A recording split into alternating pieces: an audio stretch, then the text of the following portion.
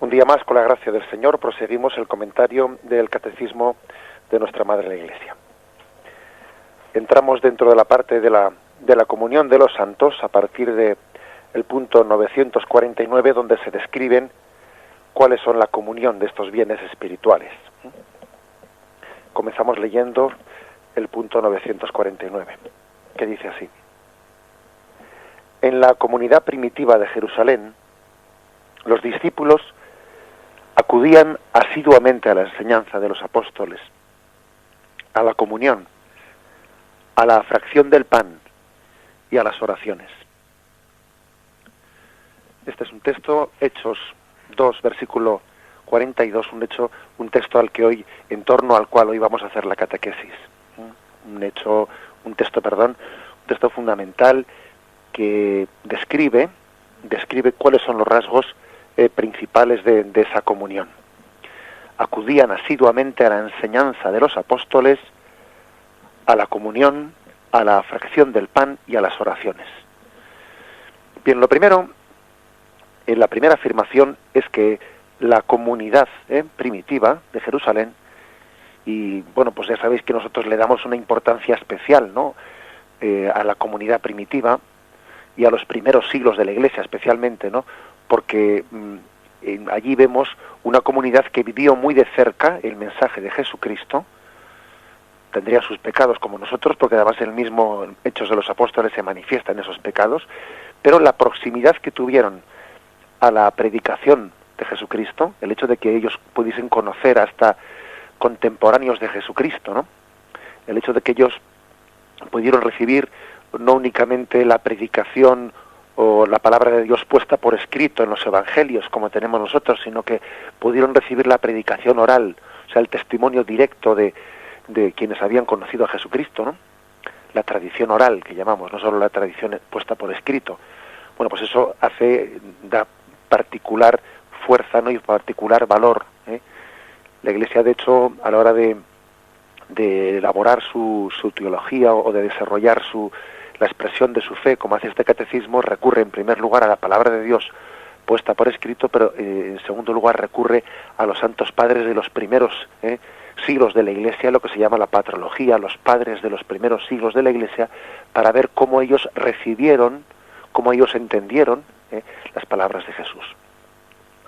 Por eso nos importa mucho ver de qué manera, ¿no?, pues vivía la primitiva comunidad cristiana esa comunión.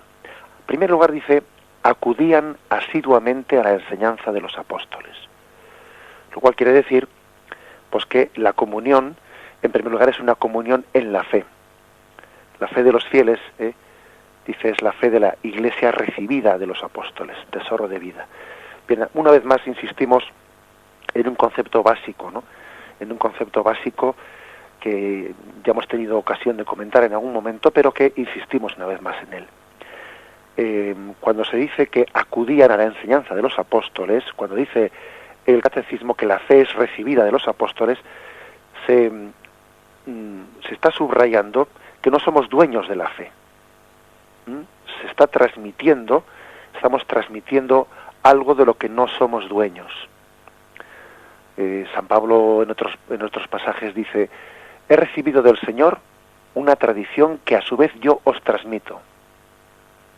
Dice un texto básico también, ¿no? Y después narra la institución de la Eucaristía. He recibido algo que os transmito. Es como diciendo: yo no soy quien, ni para quitar ni para añadir. Este es un depósito de fe del cual yo no soy dueño. Y ay de mí si me atreviese yo ahí a quitar o a poner como si yo fuese dueño de la fe. Uno recibe la fe como en un paño, como oro en paño, se dice, ¿verdad? Sin atreverse ahí a coger pues un estropajo y a estar ahí lijando, no, porque lo voy a rayar, porque ¿quién soy yo para estar ahí de alguna manera contaminando en vez de transmitiendo?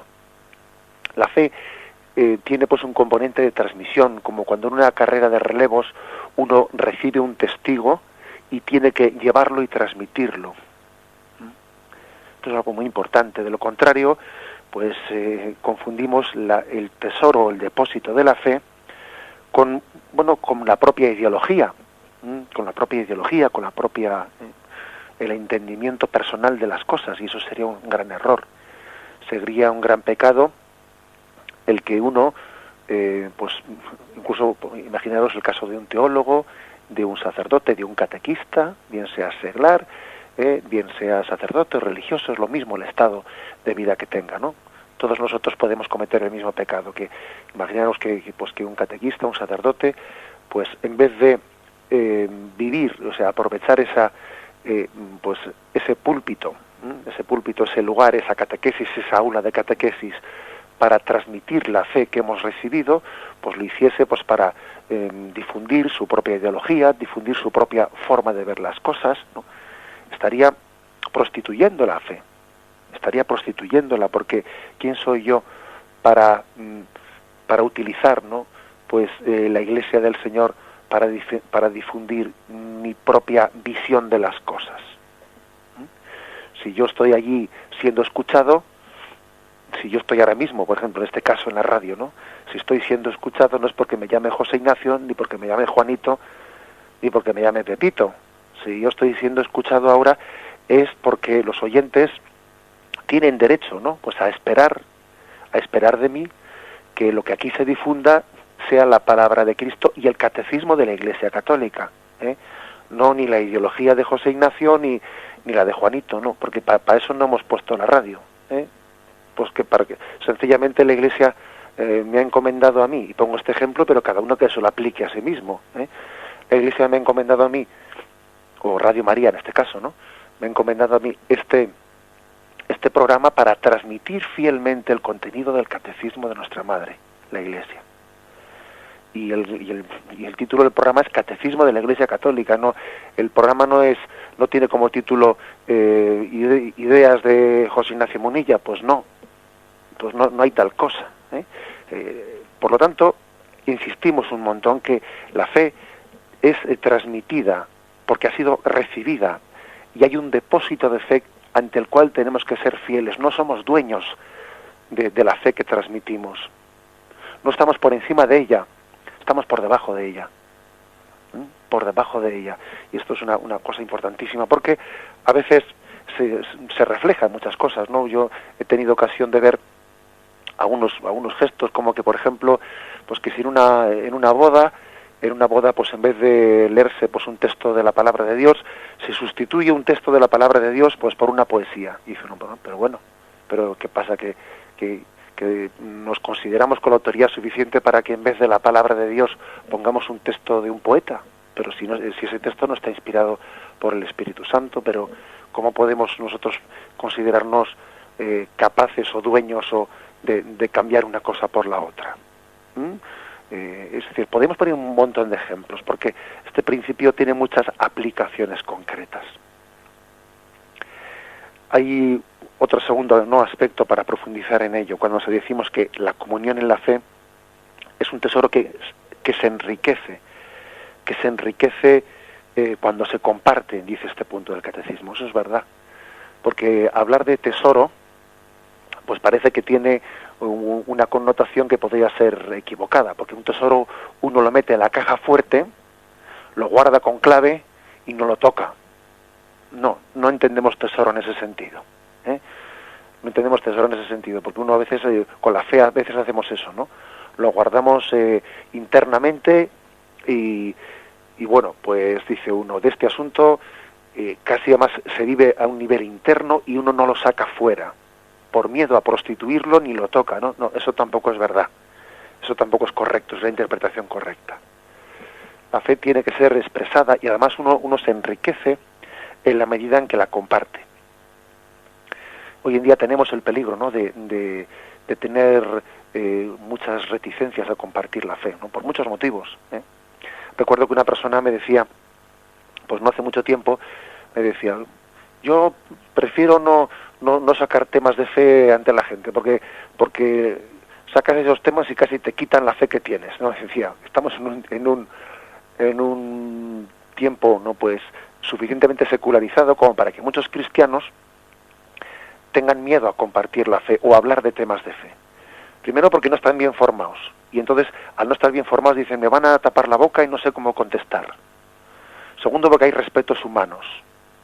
Hay respetos humanos y uno además vivimos en una sociedad secularizada en la que se reduce, se pretende, ¿no?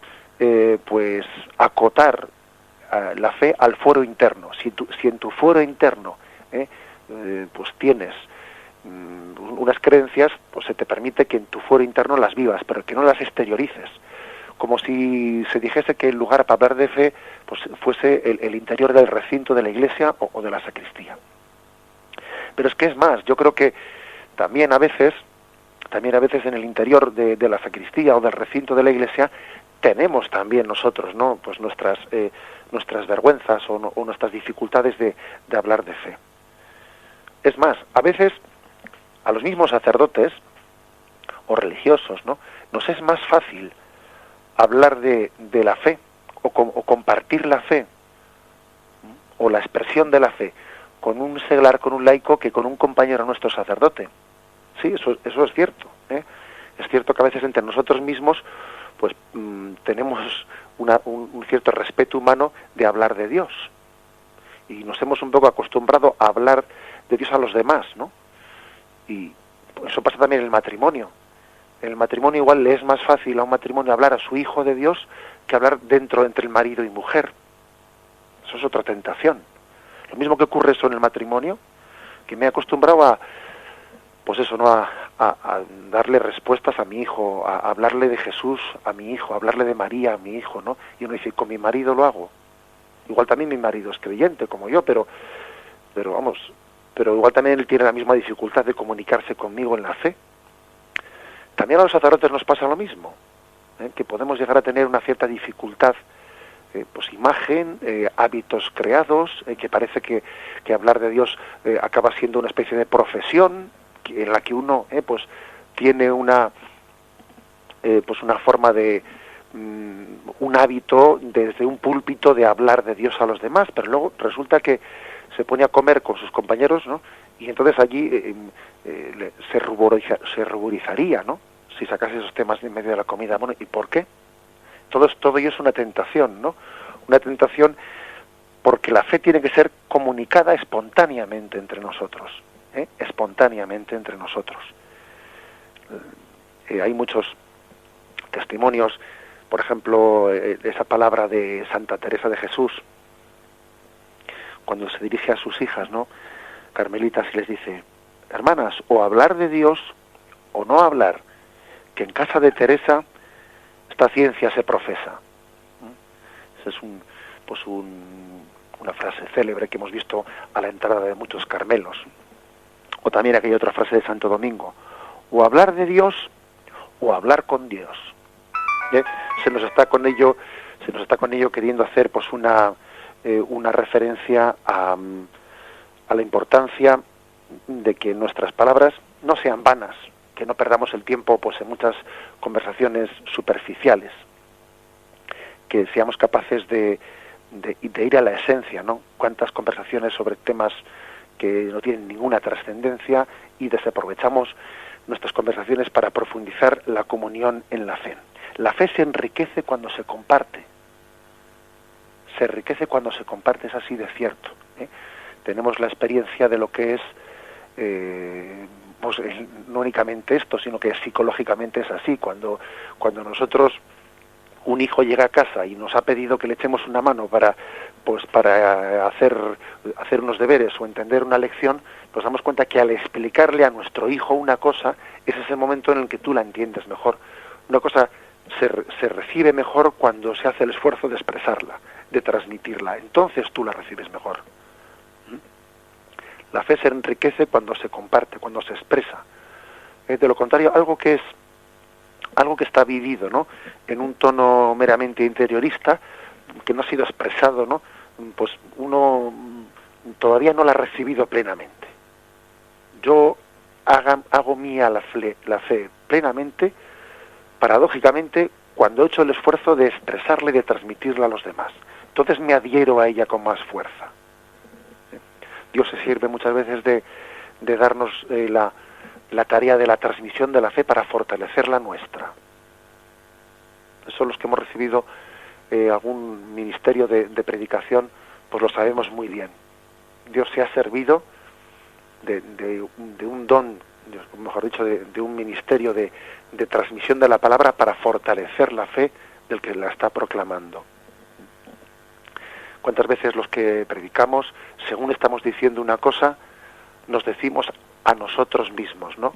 Según se lo decimos a los demás, nos decimos a nosotros mismos. Y eso va por ti, José Ignacio, el primero, o va por ti.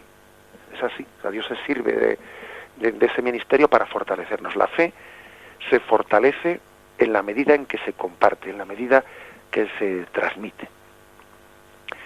Bien, vamos por lo tanto a hacer un momento de descanso pidiendo este don, ¿no? El de la capacidad de transmitir, de compartir la fe, superando respetos humanos, ¿no? Superando hábitos adquiridos, superando nuestras vergüenzas, ¿no? Profundizando y compartiendo el mensaje de la fe. ¿Cuántas veces nos hemos encontrado con personas a las que no conocíamos de nunca, pero nos quedamos impresionados de la comunión tan grande que teníamos con ellas, porque compartíamos la misma fe, nos conocíamos en Cristo, antes de habernos conocido personalmente. Y dice uno, pero ¿qué comunión tan grande tengo con esta persona, a la cual no había conocido hasta ahora, por el hecho de que estábamos en comunión con Cristo, por el hecho de que compartíamos la misma fe? Hermanos en una misma fe, eso hermana tremendamente, ¿no? Los lazos de la unión en la fe son incluso superiores, ¿no?, a los lazos de la carne. Bien, lo meditamos. Y bien, el segundo punto, el 950, dice así: la comunión de los sacramentos. El fruto de todos los sacramentos pertenece a todos, porque los sacramentos, y sobre todo el bautismo, que es como la puerta por la que los hombres entran en la Iglesia, son otros tantos vínculos sagrados que unen a todos y los ligan a Jesucristo. La comunión de los santos es la comunión de los sacramentos. El nombre de comunión puede aplicarse a cada uno de ellos, porque cada uno de ellos nos une a Dios. Pero este nombre es más propio de la Eucaristía que de cualquier otro, porque ella es la que lleva esta comunión a su culminación. Bien, aquí hay una expresión en la que se nos habla de los sacramentos como comunión. Los sacramentos son una iniciativa de Dios, no olvidemos esto, son una iniciativa de Dios para hacer comunión con los hombres. Son puentes tendidos por Dios para entrar en comunión con nosotros. Antes de que nosotros buscásemos a Dios, Él nos buscaba a nosotros. Esto tiene que ser dicho una y otra vez. La iniciativa es de Dios para entrar en comunión con nosotros a través de los sacramentos. Por eso que hay que poner muy en crítica y en solfa, ¿no?, pues, y a ese subjetivismo que tenemos en nuestra cultura, que viene a decir, bueno, a mí no me hace falta, ¿no?, pues ir a misa, a mí no me hace falta confesarme, a mí no me hace falta no sé qué. Cuando uno habla en esos términos, parece que está pensando que un sacramento es una especie de opción personal para entrar en comunión con Dios, si le viene bien, o si lo entiende, o si no lo entiende. Vamos a ver, un sacramento no es un camino personal. Antes que ser un camino personal, es una iniciativa de Dios para entrar en comunión con nosotros. Por lo tanto, rechazar un sacramento es rechazar un camino de Dios para llegar a nosotros. Esto tiene que ser visto desde los ojos de Dios, no únicamente desde mis ojos, desde mi percepción personal. Dios ha considerado oportuno entrar en comunión con nosotros a través de ese camino. ¿Quién soy yo, pues, para decir qué camino es bueno, qué camino no es bueno? O sea, los sacramentos son iniciativas de Dios para entrar en comunión con los hombres. Hay una distancia por naturaleza, ¿no? Por naturaleza, pues, infinita entre Dios y el hombre. Y esa distancia infinita ha sido recorrida por la gracia de Dios en Jesucristo, por la humanidad de Cristo, que ha unido esa distancia infinita entre Dios y el hombre. Y esa humanidad de Cristo es prolongada hoy en día en la Iglesia de los Sacramentos, que sigue entendiendo ese puente que une la orilla de la divinidad con nosotros. Dicho esto, pues añadamos que el catecismo matiza que si eso se puede decir de todos los sacramentos, de todos, especialmente es la Eucaristía en la que se subraya esto de una manera más fuerte. La Eucaristía realiza la comunión y supone la comunión entre nosotros. En primer lugar, los sacramentos exigen una comunión previa entre nosotros. Por eso, ayer mismo decíamos que recibir las cosas santas exigen pues estar en comunión con Dios, exigen haber hecho la paz con Dios, estar en gracia de Dios. Por ejemplo, también en Mateo 5:24 se dice: si pues al presentar tu ofrenda en el altar te acuerdas entonces de que un hermano tuyo tiene algo contra ti, deja tu ofrenda allí, delante del altar. Vete primero a reconciliarte con tu hermano, luego vuelves y presentas tu ofrenda. Es decir, los sacramentos suponen previamente, no exigen previamente una comunión con Dios, una comunión con nuestros hermanos, una paz con nosotros mismos. No puede esa ofrenda presentada en el altar, pues sería verdaderamente falsa, incluso sería hasta de alguna manera pues una expresión en la que uno está profanando la fe, ¿no? Si no ha requerido previamente, si no ha realizado previamente pues esa reconciliación que requiere, reconciliación con Dios y reconciliación con los hermanos. Por eso se dice en consonancia con este texto que hemos leído, de que antes de presentar la ofrenda reconcíliate. Por eso la Santa Misa, al comenzarla, se dice: antes de celebrar los sagrados misterios, reconozcamos nuestros pecados. Por eso se dice en el rito de la comunión, antes de acercarse a recibir la comunión: daos fraternalmente la paz. Por eso digamos que se está subrayando de que los sacramentos requieren previamente una comunión entre nosotros, porque si no sería una mentira, si no sería como querer tener una especie de propiedad particular de Dios, que Dios sea mi propiedad particular mía, sin que eso suponga una transformación mía previa. No, pues sería una falsedad. Dios no es mi propiedad particular, más bien yo soy propiedad de Dios, no Él propiedad mía. Y Dios quiere, por lo tanto, que nuestra comunión con Él suponga una comunión con los demás.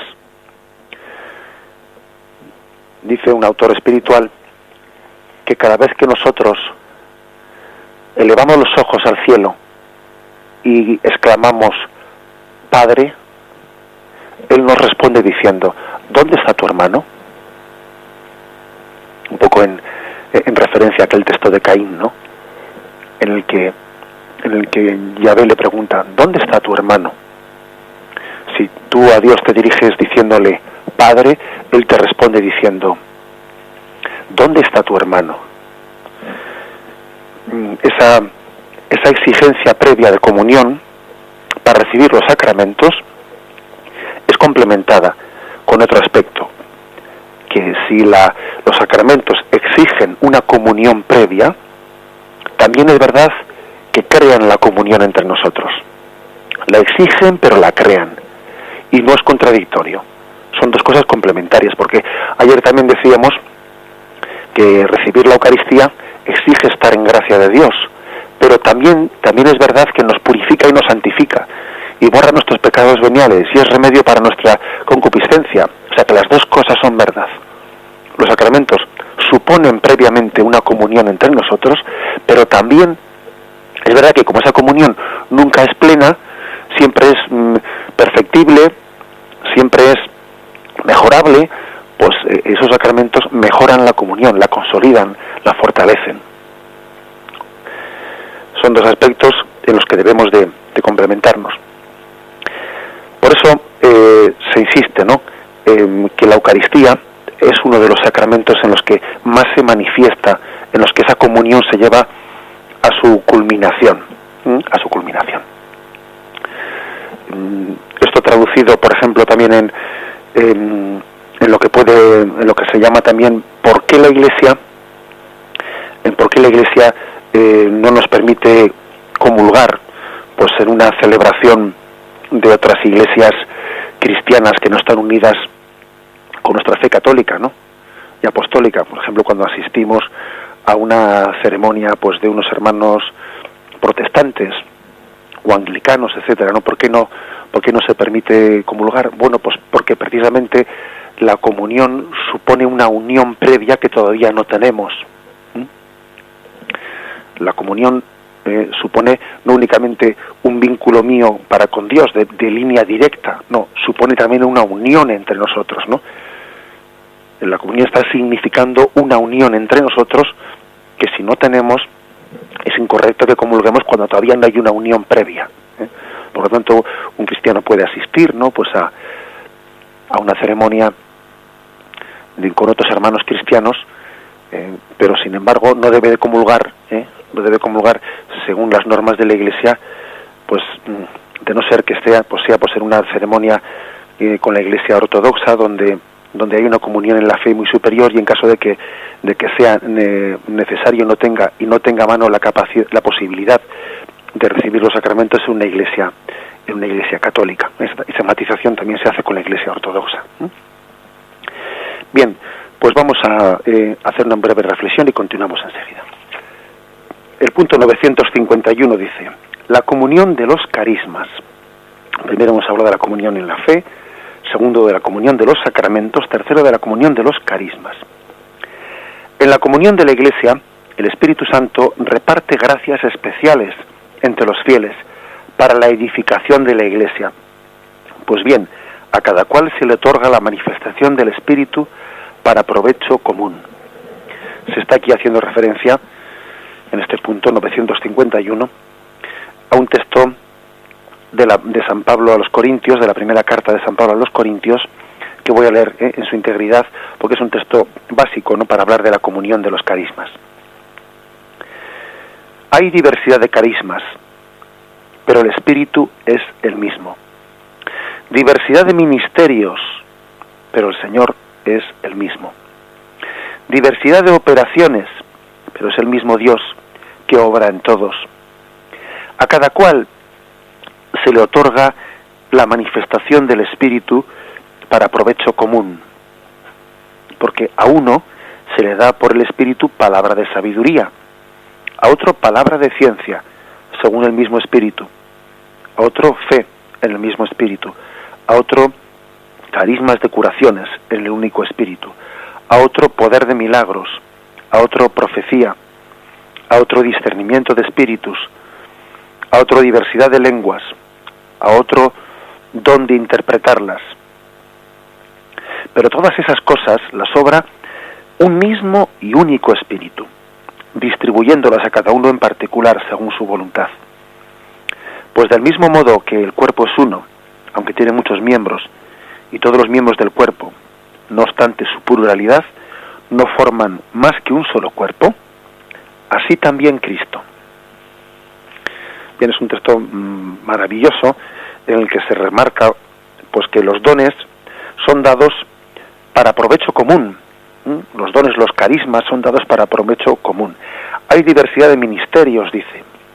Pues sí, y igual que existe el ministerio jerárquico de la Iglesia, también hay unos dones, unos ministerios carismáticos, que pueden ser dados también por el Señor, ¿no? No al margen del ministerio jerárquico, porque el ministerio jerárquico los discierne, etcétera, pero son también dones del Espíritu Santo a su Iglesia.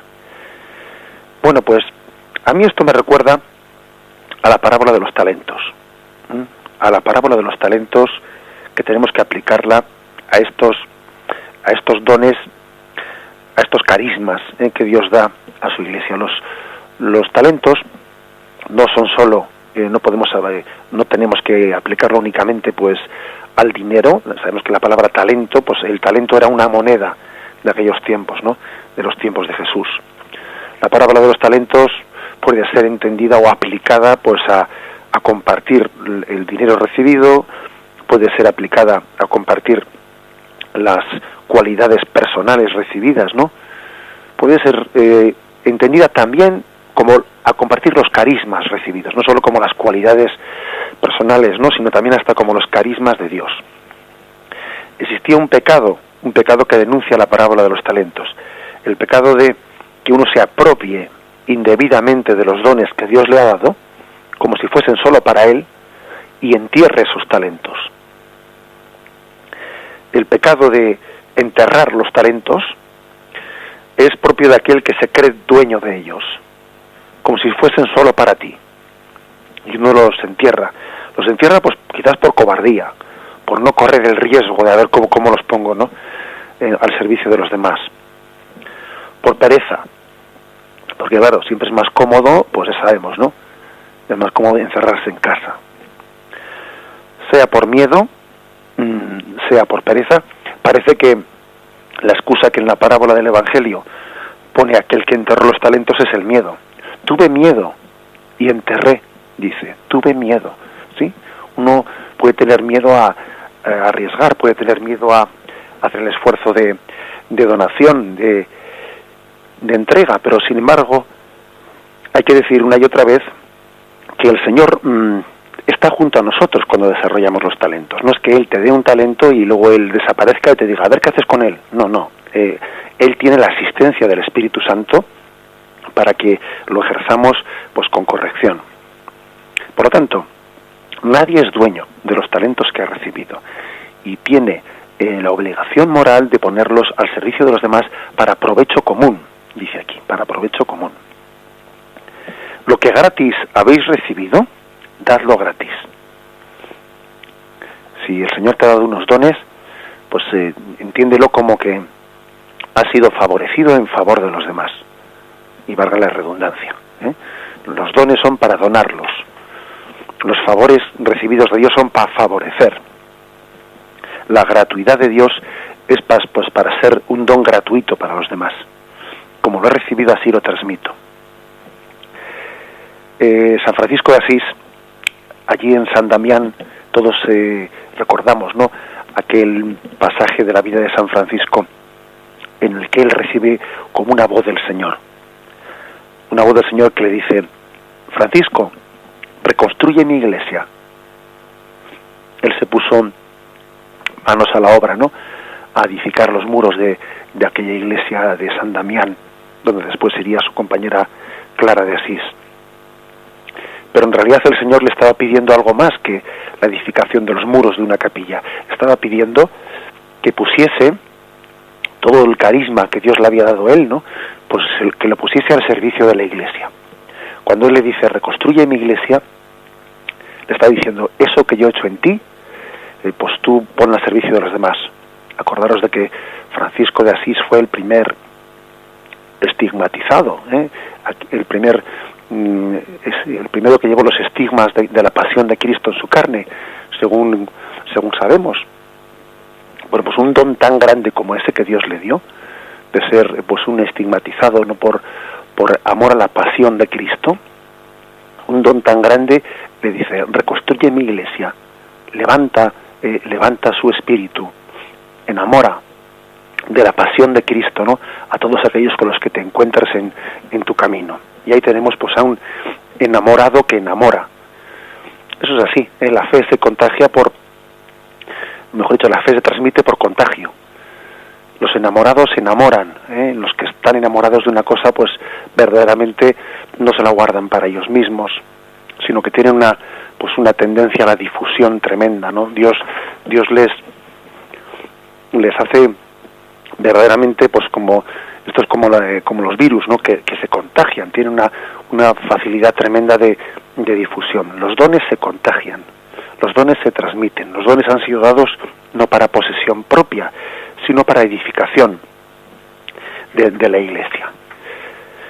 También hay que esto también tiene otra perspectiva con la que tenemos que complementarlo, y es que cuando veamos otros dones que Dios ha puesto en otras personas, tenemos que tener prontitud para abrirnos a ellos. A veces también ocurre que tendemos a no entender lo que no tenemos nosotros. Y eso es una pobreza muy grande. Porque Dios ha dado carismas a otras personas que yo no tengo para complementar los que a mí me faltan. Por eso también es muy importante el que uno tenga prontitud para admirar la grandeza de Dios en los carismas que ha dado a los demás. O sea, no solo soy yo el que voy a enriquecer también voy a ser enriquecido con los carismas de los demás. Y alabo a Dios, porque veo en esa persona ese determinado carisma en el cual el Señor me está leccionando, y Dios me está hablando en otros hermanos míos. Tenemos que ver también en muchos carismas que Dios ha puesto en estos hermanos como un libro abierto, ¿no? Como páginas de la palabra de Dios que nos están hablando nuestros hermanos. Ahora eso supone humildad, supone humildad, porque el que Dios nos hable a través de nuestros hermanos supone humildad grande, porque nos está hablando incluso en personas que son pecadoras. Y Dios me puede estar enseñando cosas en personas que son pecadoras, pero que eso no quita que tengan cosas muy concretas en las que enriquecerme. Sin embargo, nosotros podemos a veces rechazar dones de gracia que Dios pone a través de los demás por el hecho de que tienen un defecto, y como tienen un defecto los rechazamos así globalmente, no, fuera, porque este es un tal. Bueno, será un tal como yo seré un cual, pero el caso es que Dios a través de él me ha dicho una palabra de verdad. El caso es que Dios se ha servido de él para darme un ejemplo bueno. Luego hay otros malos, pero ese ejemplo Dios en concreto me lo ha dado. O sea que para que esta doctrina de la comunión en los carismas la hagamos vida, hay que ser también muy humilde para recibir los dones que Dios ha dado a los demás. Que a veces es más fácil dar que recibir. Es verdad que cuesta dar, porque uno tiende a enterrar fácilmente los talentos, sí.